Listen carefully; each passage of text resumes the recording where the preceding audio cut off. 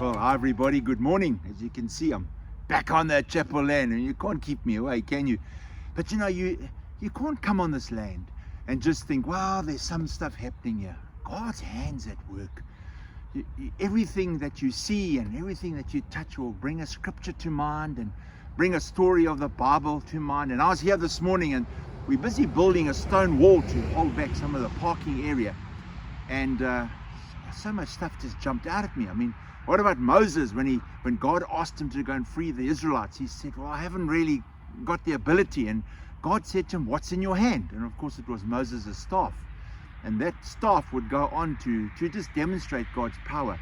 And then of course Jesus, feeding of the 5,000. The disciples ask him, how are we going to feed all these people? And Jesus says, well, let's have a look around. What have we got? The little boy comes with some loaves and fishes and they feed thousands of people.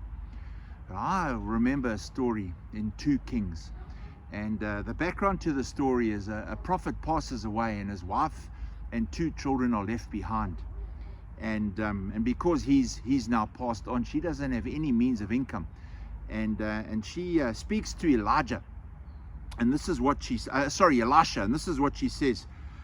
What it says in 2 Kings 4, verse 1, the wife of a man from the company of prophets cried out to Elisha. So this lady cries to Elisha and says, listen, I've got some problems.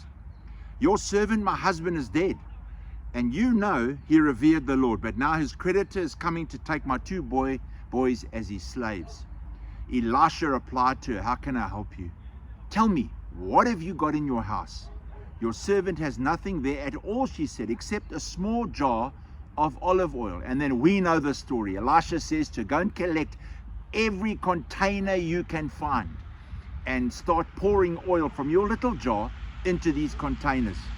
And so it goes on. And verse 5, she left them and shut the door behind her and her sons. They brought the jars to her and she kept pouring. When all the jars were full, she said to her son, bring me another one. But he replied, there's not a jar left. And then the oil stopped flowing. She went and told the man of God, Elisha, and he said, go and sell the oil and pay your debts. You and your sons can live on what is left. There's a godly principle in this. God uses what we've got, and he provides through what we've got. And time and time again we see that all that's called of us is this faith. Faith to surrender what we have, put it into God's hands, and then faith to know that he will use what we have given him. This wall is being built with all the rocks that we found on this property, and we got tons more at the back there, and I can just see that our construction materials are already lying on this land for anything that we want to do on this land. Isn't God good?